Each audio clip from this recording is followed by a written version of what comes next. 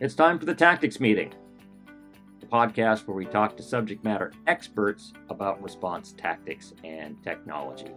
In today's episode, it's really exciting. It's about shipboard firefighting and the difficulties involved in bringing multiple agencies, local fire, Coast Guard, state agencies, salvage marine firefighters, qualified individuals, plan holders into a unified command.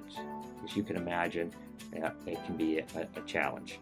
We did a session at the Tactics Conference on August 31st in Portland, Oregon at the Clean Rivers facility, and that session is what I'm going to share with you now. I hope you enjoy it. This episode of the Tactics Meeting podcast is brought to you by Portage Bay Solutions and Easy 213. Their Easy 213 app makes it, just like the name says, easy to generate the 213 RR resource requests. Follows the standard process for approvals, print the final 213 for your records, operates online in a web browser. People from all over the world can be participating in the process. Your finance people, logistics people can be in Houston or Singapore, and it works seamlessly.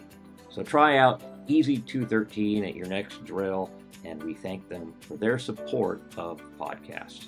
Well, welcome to session 2 of the Tactics Conference. I'll be the host for this particular event. I'm Dan Smiley, the host of the Tactics Meeting podcast and general manager of the Washington State Maritime Cooperative. And why am I hosting the firefighting session? Well, my background is maritime. I started my career in the Coast Guard in 1983. I was a bosun's mate. Any bosun mates in the room? Bosun mate? Yes, there we go.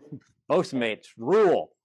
When I got out, I sat for my mate's license. I sailed mate and master in the coastal trade in Alaska. So I've been through Coast Guard firefighting school, U.S. Navy flight deck firefighting school, Marine firefighting school. And fortunately, through all of that, I've never had to personally fight a single ship fire on one of the vessels that I was sailing on. So I take that as a win, right? But today, as the primary incident commander for the Washington State Maritime Cooperative, I find myself in a position arriving on scene to take over as the responsible party incident commander representing the vessel. So I'm very interested in how we can respond to shipboard fires, especially shipboard fires at the dock in a municipal firefighting setting, a land-based firefighting setting. And to talk about that, we've put together, I think, a really amazing panel. And I'll start with letting them introduce themselves with Kevin Perry. Kevin is the Vice President of Emergency Management for Gallagher Marine Systems. I think at this point, one of the larger, if not the largest, qualified individual and spill management team organizations in the United States. Kevin, welcome to the conference. Thanks, Dan. Good morning. Good afternoon, everybody. Kevin Perry. I'm the Vice President of Emergency Management with Gallagher. I've been with Gallagher Marine for a little bit over 18 years now. Some of my responsibilities include overseeing our emergency preparedness department, which is mostly our drills and training that we do one-on-one with our clients, exercising the vessel response plan, and then overseeing our emergency response department, which is our response managers, our qualified individuals, and our incident management team. In addition to that, I'm also a qualified individual at Gallagher. I'm also part of the incident management team. And much like Dan and many others with Gallagher, I spent 10 collective years in the U.S. Coast Guard doing mainly port state control and pollution investigation. Thanks, Dan. Thanks, Kevin. And we have Todd Duke, the General Manager of Compliance Services for Resolve. Todd was the salvage marine firefighting contractor for both of the ship fires that I have done over the last 2 years, Lucian Falcon and Kodiak Enterprise. Todd, welcome to the program. Thank you very much. As you said, I'm Todd Duke with Resolve Marine. my day job is to ensure that all of our vessel clients are in compliance with the Oil Pollution Act of 1990 and their salvage and marine firefighting and some of their OSRO requirements. But during an emergency incident, I respond as the senior marine fire officer for Resolve, and work in the unified command, typically in the plant and the operations section. I've been with Resolve for 24 years now, and prior to that, with Louisiana State University, and was a firefighter in the Baton Rouge, Louisiana area, and before that, U.S. Navy damage controlman. So happy to be on the panel. Thank you, Todd. Next, we have Jim Elliott, the Chief Operating Officer from the Teichman Group and T&T Salvage, and a fellow bosun's mate. So yay, Jim. Good morning, Dan. Yeah, so I started my career as a bosun mate in the U.S. Coast Guard. I did my first marine firefighting operation in a marina fire.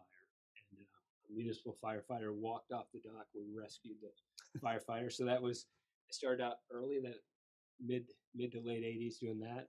Spent 26 years in the Coast Guard. Ended up as a commanding officer, Type 1 Instant Commander. So I've been a few Instant Command posts over my years. And I've been with T&T Salvage, Teichman Group of companies for 12 years. So I'm now the Chief Operating Officer, and I go from incident to incident. Close this window. Pleasure to be here. Thank you, Jim. And Don Doyle with the Marine Safety Fire Fire Safety Maritime Fire Safety Association here in Oregon along the Columbia River. Don, welcome. Well, thank you. I am the training coordinator for MFSA and FPAAC, which is the Fire Protection Agencies Advisory Council. I've been doing that for a number of years now, along while being a paid firefighter with the City of Long Beach, which I retired here not too long ago. Well, and so MFSA, we'll talk about this a little bit, actually provides a nice model for how we might cooperatively train and plan to deal with these ship fires. So I'm looking forward to getting to that. We decided to put this panel together because, frankly, ships keep burning. Well, we've had two here in the Puget Sound in the last 2 years. We had the Hogue Diamond in Jacksonville, where 9 firefighters were injured. And I think, Don, you told me yesterday that actually ended the careers of a couple of those firefighters, even though there weren't fatalities. And just a couple of months ago, we had a Ro-Ro fire in the Port of New Jersey, where 2 firefighters were killed and 5 firefighters were severely injured.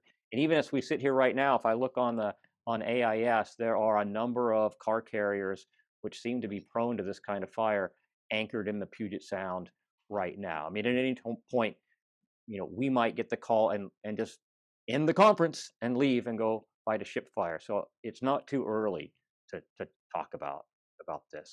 I want to start with you, Jim. You've got a couple of case studies I'd like to lead off with, starting with the case you were describing earlier this morning in New Orleans. Sure. So there's several case studies over the years. We were talking with Don about the Protector Alpha locally here, and then the Balmoral Sea in New Orleans, where it was not really an effective coordinated response, right? And ultimately, with the Balmoral Sea in New Orleans, it's a large OSV, offshore supply vessel, helideck, and municipal firefighters took over the response. Was not a unified command, and ultimately the vessel sank at dock because of stability concerns. So one of the things that we always teach, and I go around the country teaching, is that it's a team sport. We should work together. There's a role for the salvage and marine firefighting service provider, providing a naval architect, looking at stability, and the safety of the responders going on board, and make sure that the firefighters look at the fire control plan, work with the ship's crew, work with the salvage company to effectively respond. So we can talk about other case studies as we go through this, but the key point is to work together in advance before a fire happens. And Don Doyle, your organization came into existence after the Piper Alpha Protector Alpha. Protector Yes. Alpha fire here. Can you describe what happened there and what led to the decision to create MFSA? Well, it was Valentine's Day, 1982. It was a Sunday, and fire broke out in the engine room of the Protector Alpha. The Kalama Fire Department, which is now Cal 5, District 5, they responded. They got in over their head, so they called for mutual aid and auto aid, and had a fairly robust response, but nobody had any real experience fighting fires on a ship. So anyway, they ended up getting down into the engine room, and one of the people that I know, one of the guys that was in there, and he said they were just about ready to put it out when the dock workers cut the ship loose from its mooring, and it drifted off the dock and pulled the hose lines out of their hands, and they had one firefighter was injured, and then a Coast Guardsman was killed, and I think that might have been the catalyst for the Coast Guard saying, "Yeah, we're done. No, we're done fighting other people's ship fires." So that's when the MFSA came into existence, and then in '86, FPAAC was formed with the 13 agencies that we have in the group now. Okay. I'm going to jump over to Kevin Perry and talk a little bit about kind of incident management. You're a qualified individual and incident commander for the spill management team. For those who don't know, what is the qualified individual? What's their role as we look at shipboard fires or emergencies? All right, Dan, I want to back that up a little bit further just to add a little bit more context, just so everyone understands the history and how we actually get to be qualified individual and then act on behalf of vessel owner operators. So the context I want to talk about is this is for vessels 400 gross tons or more. Any vessel 400 gross tons or more has to have a U.S. Coast Guard approved plan on board. So with having that plan on board, each of those owner operators will have a contract with a qualified individual, a incident management team, an oil spill removal organization, and then a salvage and marine firefighting provider such as T&T Salvage, Resolve Marine Group, and or Don John Smith. Now that you have that plan with all those contracts, typically how it works, and don't quote me on these statistics, but 99% of foreign companies have companies like Gallagher and like others like O'Brien's that act as their qualified individual and their incident management team. For U.S.-based companies and U.S. flagged vessels, that percentage is a lot lower. Typically, they have a qualified individual who's going to be in-house along with their incident management team. But as in the last few years, those numbers are starting to dwindle more and more. So in the case of an incident, companies like Gallagher Marine and others will act on behalf of that vessel owner operator. So essentially, Gallagher would be the responsible party representative acting as the incident commander within the unified command. So when we talk about the responsible party incident commander, like I was flipping through the IFSTA manual on shipboard firefighting for land-based firefighters, and they have a nice chapter in there on organizational structure, but they don't talk about a qualified individual responsible party incident commander. They talk about the vessel captain. So it would be fair to say that what we're trying to communicate here is that RPIC, that responsible party incident commander, can be put in the place in the org chart where land-based firefighters see the vessel master. You're representing the vessel. Is that a fair statement? Yeah, that's 100% correct. Yeah, when we look at the incident command system structure, at the top you have the pyramid, and you have the responsible party, which essentially is the owner operator of the vessel, and that is exactly where the qualified individual fits into that picture. Gotcha. So over to Todd Duke. So Todd, you are the salvage marine firefighting contractor. Your organization, along with T&T, Don John Smith, are the people who have professional experience fighting these fires. Where do you fit in the organizational structure? So we are predominantly going to slide into the operations section of the Unified Command. There's will be a salvage branch or a firefighting branch, and so we'll put people in both of those branches. Our naval architects and marine engineers may slide into the planning section as we develop some of the various plans that are needed for documentation purposes. We will put a few people there, but predominantly we are going to fill roles within the operations section. Right. So, Jim, I think our mutual friend Rick Yelton refers to you as the godfather of ICS. So, as you look at us trying to form a unified command to develop an organizational structure that has municipal fire, Coast Guard as the federal on-scene coordinator, state, in my case, a state plan holder. What does that ideally? What does that organization look like to you? Sure, that's a good question. So, for all you Coast Guard fans out there, the Incident Management Handbook, Chapter 22, has a discussion on that and how like a notional unified command would work, right? And Todd mentioned that the salvers would come into the operations section, but typically in a time-critical incident, which is a fire, you would want to have the salver probably talking to the unified command. Maybe we discussed having like a deputy incident commander or a salvage liaison to make sure that they're meeting those time critical requirements in a fire, right? If you look at the National Contingency Plan, it says number one goal is safety of life. Number two is stabilize that condition to prevent it from getting worse, right? And that's what we do as salvage marine firefighting service providers: get on board, stabilize the situation, contain the fire. A lot of times municipal firefighters just want to go right in. We say, look, let's stabilize it. We can talk about that more.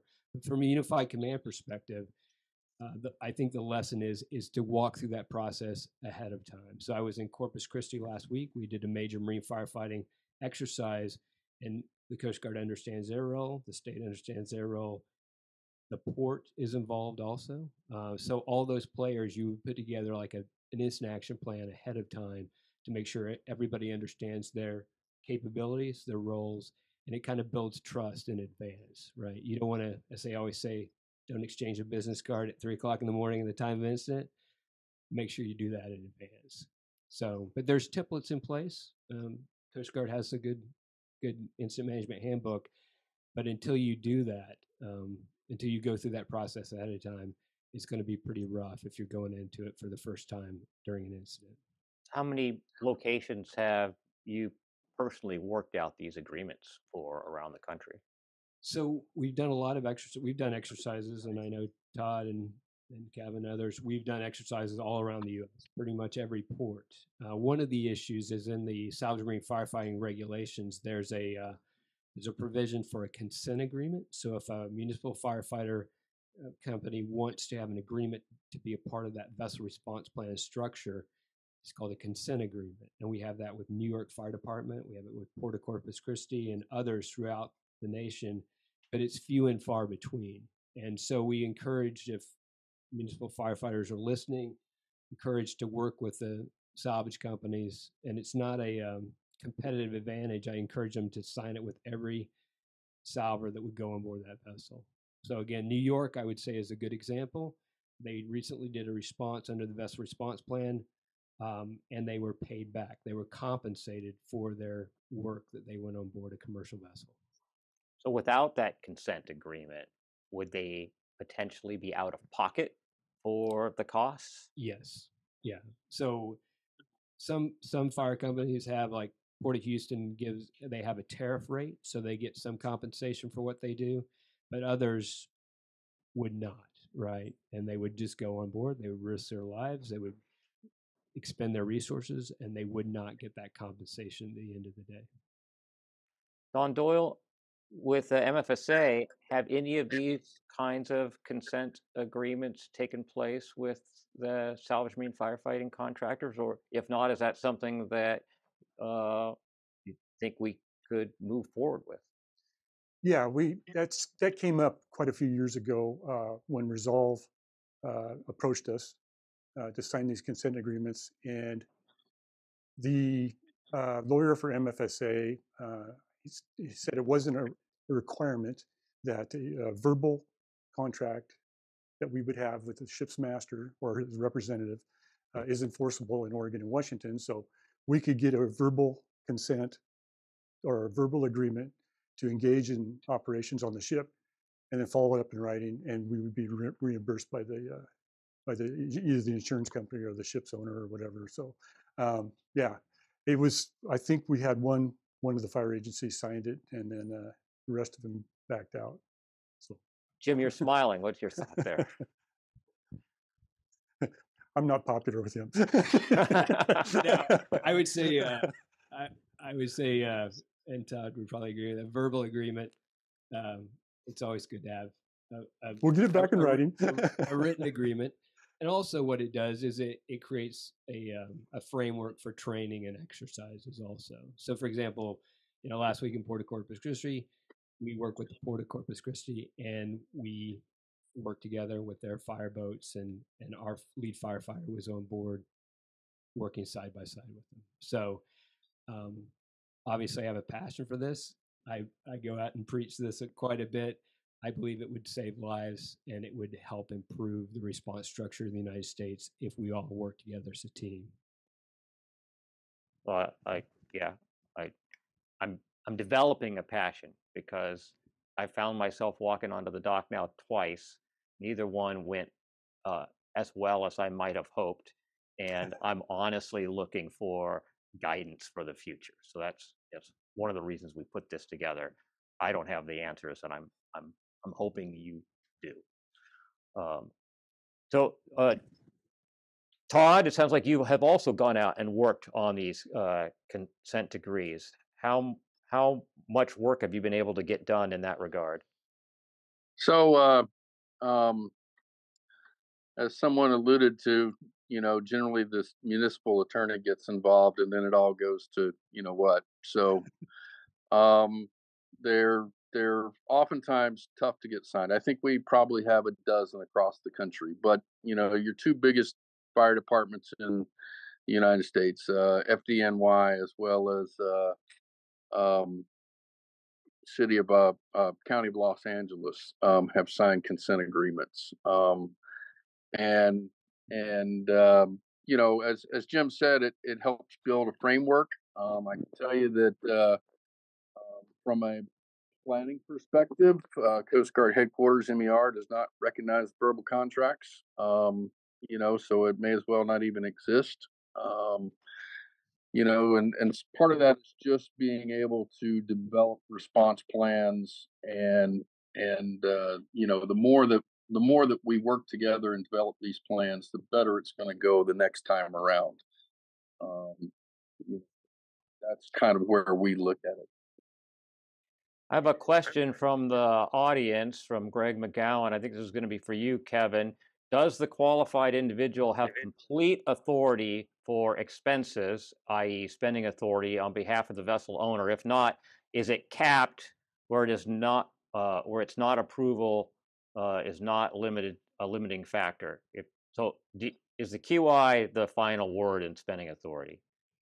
Yeah, Dan, that's correct. I actually I meant to say that during your initial question to me there, but yes.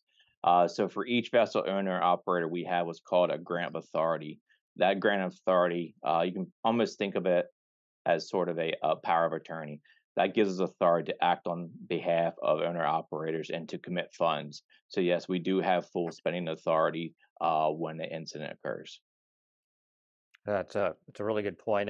And for members of the Washington State Maritime Cooperative whose vessels are transiting in and out of Washington waters under the WSMIC plan, that member agreement gives WSMIC's spill management team the same kind of authority that you've described for the qualified individual under state law. So we represent the vessel and can make decisions for the vessel. So, I want to talk a little bit about, I'm just going to get into tactics a little bit, but I couldn't help but look while I read the National Transportation Safety Board report for the the Hogue Diamond. Kevin, am I saying that right? What's the name of that? How do you pronounce that? I think everyone has a different pronunciation. I was a Hogue Zyman. I heard the Hogue Jamin. Todd may have another way of saying that as well. Okay. We call it Zyman. So Simon. Well, so we're talking about the car carrier that burned in Jacksonville, Florida a few years ago, and the fire department made a direct attack on this fire. They had a team of 9 firefighters, I believe it was, who were advancing up a ladderway while another team on the weather decks started opening the spaces for ventilation.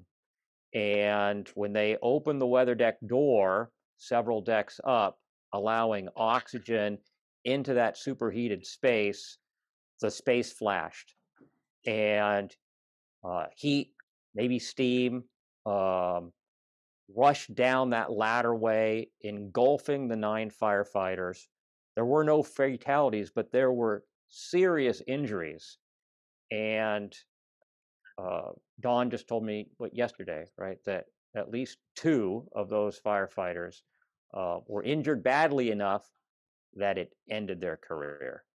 In New Jersey, a similar situation took place where a direct attack, and what we mean, for those who don't know, a direct attack means I'm actually taking a fire hose or some firefighting apparatus into the vessel or into where I can visibly see the fire. I'm directly trying to apply a retardant to the fire and put it out, as opposed to a passive attack, which would be to simply cool fire boundaries and try to starve that fire for oxygen.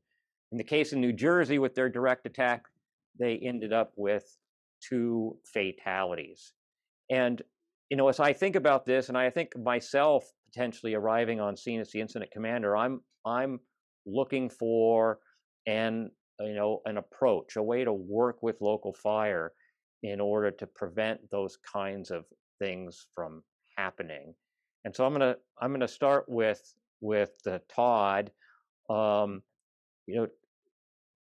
What if we could talk a little bit about ventilation for a second? Structural land-based firefighters are taught to ventilate for 2 reasons, right? Correct me if I'm wrong, Don. 2 reasons. We get rid of smoke so you can see, and we get rid of heat to starve that, to try to put that fire out, right? Those of you who don't recall, fire has really 3 components, 4 if you talk about the chemical reaction, right? It requires heat, it requires fuel, it requires oxygen, and if you remove any one of those pieces, the fire goes out, right? So removing heat is a good thing, right? So Todd, what is your approach to ventilation in shipboard firefighting? So we like to say we want to put the monster in the box, and so that is seal up and close up everything. And I think if you go back to U.S. Navy doctrine from 30, 40 years ago, it's still the same. You set your primary fire boundaries, you set your secondary fire boundaries. You completely close up these compartments, and then you start working your way from the outside in. I don't prescribe the approach, and in my young days as a municipal firefighter, I was trained exactly that way. You go in, you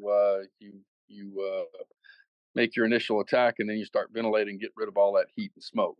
And it works extremely well in structural fires.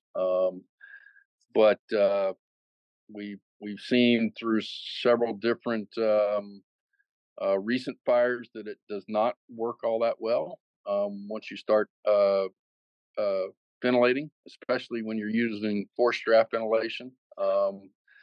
And you start pushing air in. You got to remember that ships are big steel structures that get superheated, and so once you start providing that oxygen through ventilation fans and such, you run the risk of actually spreading that fire. And so our method is to close everything up and start cooling those surrounding areas, until we can improve the conditions to start making direct attacks in whatever compartment is actually on fire, or utilization of fixed systems. I think it's important, and I think Jim mentioned this on a phone call we had recently, that what we're talking about is a response over days or weeks, right? We're not planning to, after closing up these spaces, to open them up again in an hour or 2 hours, right? How do you approach Right. that? So like Todd said, I mean, we try to contain it, right? Typically, these are engine room fires, large spaces. You want to cut off fuel, ventilation, seal it up, cool it, put a fixed system on it, and knock out the fire and wait. I was just at a meeting with the Port of Houston yesterday, working with them. Their philosophy is they're going to wait 24 hours, right? They're going to seal it off. We're going to use infrared. We're going to watch this, and it's hard to keep people from wanting to go in to take a look, right? And what are you doing when you're opening that up? You're allowing the O2 to go in there and restart it, right? Reflash. It was interesting in the discussions yesterday with Port of Houston. They said, look, we have a policy with the Houston Fire Department. They said, we have a policy. We don't, if everybody's safe in a Lowe's department store, we're not going to send fire team in there to fight that fire because it's just property. It's a lot, and the way the building's structured. I thought that was interesting. But they would send somebody into a vessel without the ship's crew, without looking at a fire plan, perhaps. That's what we see. So we need to, again, I'm going out and preaching this, but say, let's take a knee. Let's stop for a second. Let's look at the plan before we go on board this and see if we can contain this and work together to save lives. Now, you said that you were working with the port on pre-developing an incident action plan. I mean, are you literally putting together a templated IAP? Yes, that's the goal. Is you put together that 207, that organization chart that you talked about at the beginning, and actually put together assignments. Who is going to do what? How are they going to work together? And when you do that, you look at each other's capabilities. So, for example, we always say we have a naval architect that will look at stability. We have the ability to pump water off the vessel, to keep it stable. We talked about what are you going to do with the firefighting foam and the fluids that you're producing? Are you going to contain that? That's an environmental issue, right? The Bonhomme Richard, the Navy vessel that was total loss, West Coast, that was a big issue there. So I think it's prudent for every port to walk through this process, identify how you're going to respond, and Kevin talked about it. It's not always going to be the same salvage marine firefighting service provider named on the best response plan. So you need to work with everybody to understand their capabilities. Don Doyle, your team has worked through some of these pre-planning processes. Can you talk about what your predefined initial response looks like? Under what circumstances do you intend, if at all, to engage in direct attack and ventilation? That is a big part of our training, is when not to do a direct attack. And to do a direct attack, there has to be some compelling reasons. And one of them is a legitimate rescue. And legitimate rescue means we know where the person's at, the crew's told us, they're in contact with the crew, they're in a survivable space. That would be a direct fire attack in support of a rescue. And that's how we train. Other than that, if everybody's accounted for, all the crew has been mustered, we know they're there, we know they're okay. All the contractors, all the longshore personnel are okay. We're going to seal the space and discharge the fixed system and cool the boundaries. That's what our training is. We're not going to just go on into a direct attack when there's no reason to.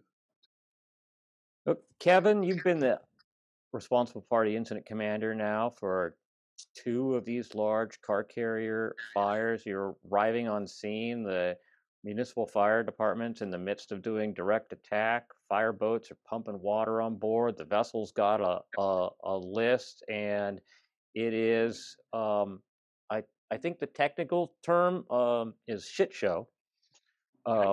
What is your advice for how the RP can help bring some order to that? Do you have any? We'll start with the way you asked that question. So I'm hoping with the way you answered that question that the plan listed salver is already on scene there and is starting to take over the firefighting and incorporating the local fire department. However, they deem necessary moving forward. But the first part is making sure we have all the right players there, making sure we understand responsibilities, what each person brings to it, but also what the local community can offer as far as additional resources to help fight it. And as long as we have a meeting of the minds and we understand the plan forward, I think we're going to be successful from that, Dan. Right. Todd, we did a podcast a while back talking about the different kinds of salvage contracts, and it gets a little more complicated at some point with the salver under some circumstances. And if you could describe them, that'd be great. The salver actually, if I'm getting this quite right, the salver actually becomes, in essence, the owner of the vessel, right? How does that change our response perspective? Well, it really it puts a whole lot more of the expending of financial resources on the salver, and less on the responsible party, because under a Lloyd's open forum, we're required to utilize our best endeavors, and so I might go out and hire 10 times the equipment that Kevin thinks that may or may not be necessary, but I'm operating under a little bit different. And correct me if I'm wrong, Jim, if I get this quite wrong, because I'm not a commercial guy. But it's up to the salver to utilize their best endeavors, utilizing from their experience and their knowledge base to do the best they can to protect that vessel and the cargo within that vessel. And like I said, so I may bring way more resources than what the incident management team may think is necessary. But I would always rather bring more resources to the party and then send them home than not have enough. Jim, your thoughts?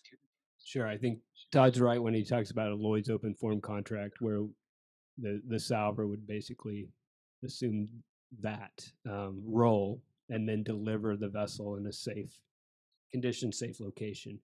The Salvage and Marine Firefighting regulations, first published in 2008, kind of changed the rules of engagement when it came to that contract. So in the U.S., it's really a lot of times a time and material contract, because the regulations require a contract or a funding agreement to be set up in advance. That's to expedite the response. And if you look at the salvage regulations, there's planning timelines that salvers have to meet. That's why TNT and Resolve, we have pre-positioned equipment all around the U.S. to make sure we can respond quickly. So we fit into that unified command structure. And when we do that, we have various stakeholders giving us feedback on how they want that to run. That could be a municipal firefighter, that could be the qualified individual. So it kind of changed that way that we do business, right? And we respond in accordance with the area contingency plan, national contingency plan, those types of things. But from a contract perspective, it may just be a time and material. And so you're always being pushed to say, well, maybe you don't really need that extra tug out there, right? You're getting all these commercial forces pushing you to try to do the right thing. And then it may be different than you would, as Todd said, I'd rather over respond and get as much equipment out there as I could. You can always reel it back, right? So Another perspective I want to toss out there in the last few minutes of this session, we've been talking about the fire itself, but I'm not there because of the fire. I mean, the fire is there. I'm there because the fire represents a significant threat of pollution, right? The fire and the response to the fire could end up making a significant environmental impact. You know, we keep pumping water on that ship rolls over, and that 500,000 gallons of petroleum that's on board then starts pouring out the deck vents, and now I have a huge issue, which is a much more expensive issue than than having the ship become a total constructive loss, right? The ship's insured, right? So I don't. Can you speak to what our goal is really? Because it's changed, right? It's not just put out the fire. It's prevent environmental damage and protect the public. Jim? So if you look at the salvage marine firefighting regulations, it's all based on Open 90. That's the whole goal, right? Is environmental protection. That's the foundational goal of this: safety of life, minimizing impact to the environment. So I would argue again, get a plan in place ahead of time, understand capabilities for all the stakeholders. So the salver can bring in that naval architect. They can bring in the pumps to remove the oil or the water that's being pumped on to keep the vessel stable. As a salver, we work for the owner of the vessel, the owner operator, and our goal is to save that ship, save that cargo. Oftentimes, and I don't want to disparage municipal firefighters, I have incredible respect for what they do. I mean, it's incredible the work and the heroism that they perform every day.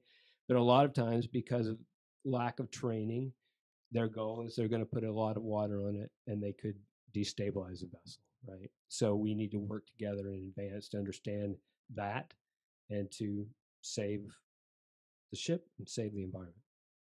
Don Doyle, is that part of the training that MFSA puts forward? It's well understood in these environments that we're trying to prevent environmental damage? Yeah, when we talked about this yesterday, well, yes, we do.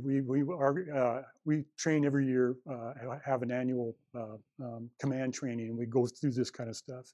And also on our awareness level, we talk about Open 90 and buoyancy and those things. But yeah, we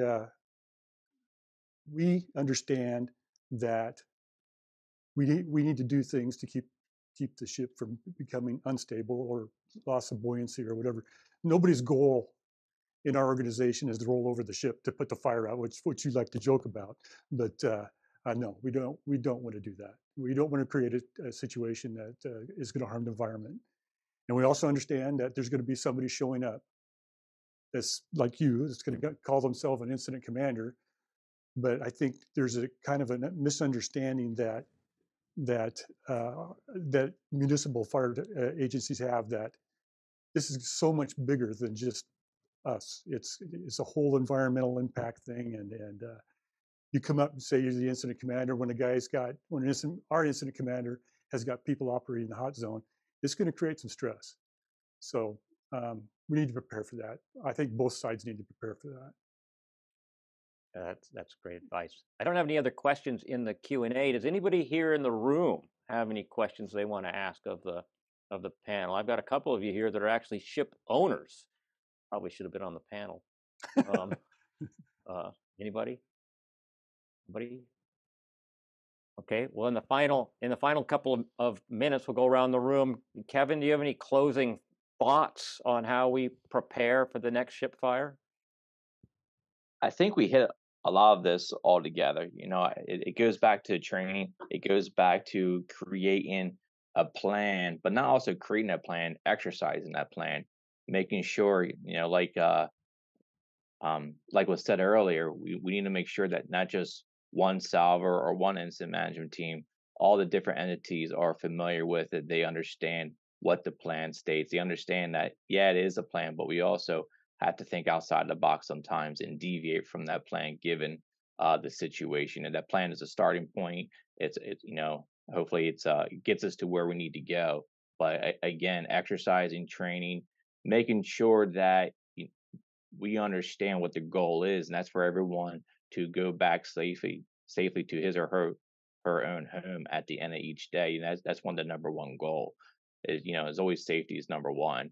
And, the last thing I would have to say is, making sure that, and we talked about this a little bit yesterday, one of the biggest things with these fires is making sure that there's a meeting of the minds. Before anyone goes on board, we need to make sure that the local fire companies are speaking with the ship's crew, having a meeting, talking about what they need to do, what the objective is before anything is done. That's the safest way forward in my mind. Thank you, Kevin. Todd Duke, before you and I meet again on the dock, what do you think we need to do? Well, so I've spent most of this year going around the United States as Jim and some of his staff have, attending salvage marine firefighting tabletop exercises, and it's interesting to see how each sectors of the country have a little bit different ideas of how we're all going to work together and form this large unified command.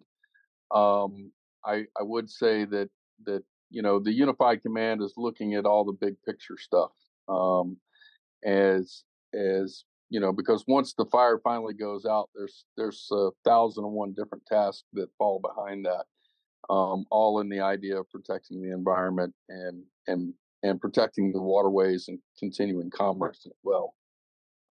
And so I would encourage all the local fire departments to get involved, engage with local salvage companies, as well as the three nationwide companies, Resolve, TNT, and Don John,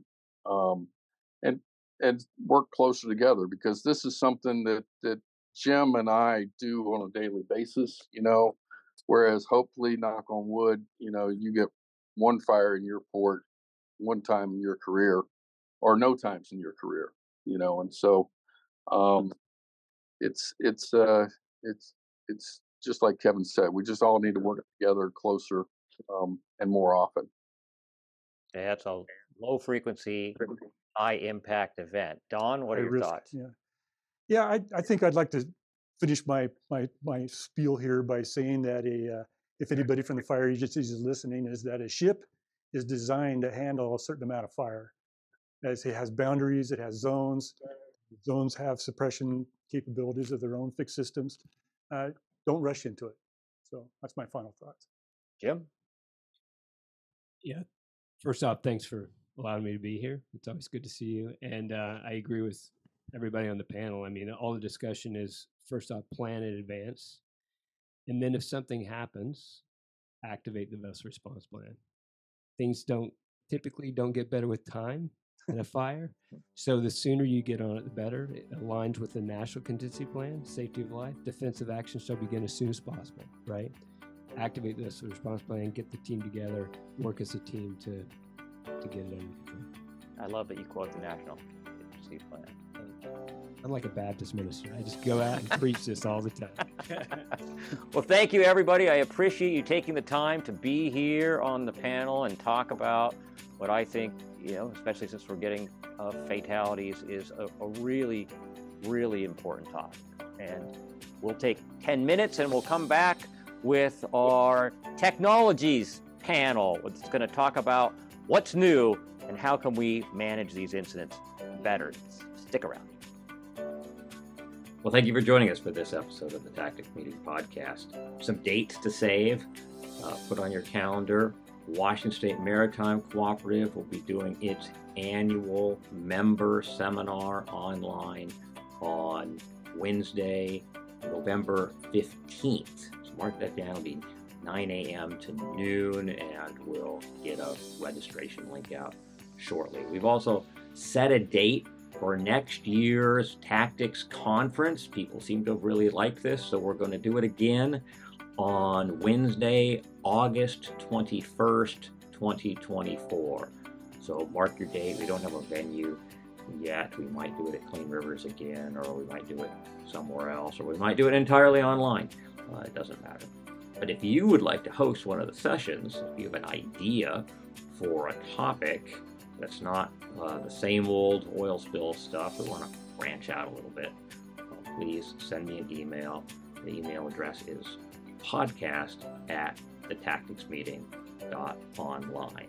And that's all we have. Get back to work.